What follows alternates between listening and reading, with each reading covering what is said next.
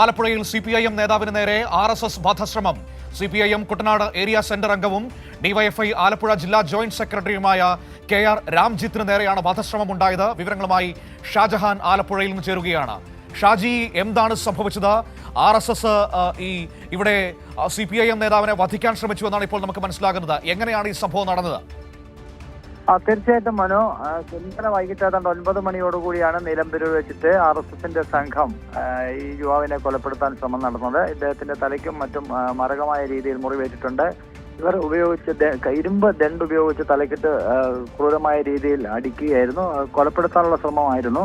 പെട്ടെന്ന് തന്നെ നാട്ടുകാരും മറ്റും ഇടപെട്ടുകൊണ്ട് പോലീസിനെയൊക്കെ വിളിക്കുകയായിരുന്നു. ഇയാളെ ഇപ്പോൾ ആലപ്പുഴ മെഡിക്കൽ കോളേജിൽ നിന്നും കോട്ടയം മെഡിക്കൽ കോളേജിലേക്ക് മാറ്റിയിരിക്കുകയാണ്. ആളിന്റെ നില ഇപ്പോൾ ഗുരുതരമല്ല എന്നാണ് നമുക്ക് മനസ്സിലാക്കാൻ സാധിക്കുന്നത്. പക്ഷെ എന്നാലും RSSന്റെ ഭാഗത്തു നിന്നുള്ള വളരെ ക്രൂരമായ രീതി. എന്താണ്, തെരഞ്ഞെടുപ്പിന്റെ തുടർച്ചയിലാണോ അവിടെ അക്രമം ഉണ്ടായത്? എന്താണ് അതിന്റെ ഒരു കാരണം? അവിടെ ഇങ്ങനെയൊരു സംഭവത്തിലേക്ക് എത്തിയത് എങ്ങനെയാണ്? തീർച്ചയായിട്ടും ജില്ലാ പഞ്ചായത്ത് ഡിവിഷനിൽ മത്സരിച്ച് പരാജയപ്പെട്ട ഒരു സ്ഥാനാർത്ഥിയാണ്. മാത്രമല്ല പ്രാദേശികമായിട്ട് ആ പ്രദേശത്തൊക്കെ തന്നെ RSSന്റെ ഭാഗത്തു നിന്നും ഭീഷണികൾ സ്ഥാനാർത്ഥികൾക്ക് നേരെ നിരവധിയുണ്ട്. ഇത്തരം കാര്യങ്ങളൊക്കെ തന്നെ DYFIയും അതോടൊപ്പം തന്നെ പാർട്ടിയും ഒക്കെ തന്നെ ചോദ്യം ചെയ്തിരുന്നു. ഇതിനുള്ള പ്രതികാരത്തിന്റെ ഫലമായിട്ടാണ് ഇന്നലെ വൈകിട്ട് ഏതാണ്ട് 9 മണിയോടുകൂടി യുവാവിന് നേരെ ക്രൂരമായ രീതിയിലുള്ള ആക്രമണം ഉണ്ടായത്. പോലീസ് നടപടികൾ സ്വീകരിച്ചിട്ടുണ്ടോ?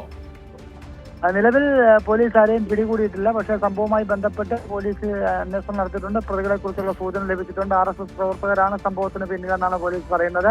പ്രതികളെ ഉടൻ പിടികൂടുമെന്നും പോലീസ് അറിയിച്ചിട്ടുണ്ട്. കാര്യം സംഭവത്തിന് ശേഷം പ്രതികളൊക്കെ തന്നെ മാറി നിൽക്കുകയാണ്.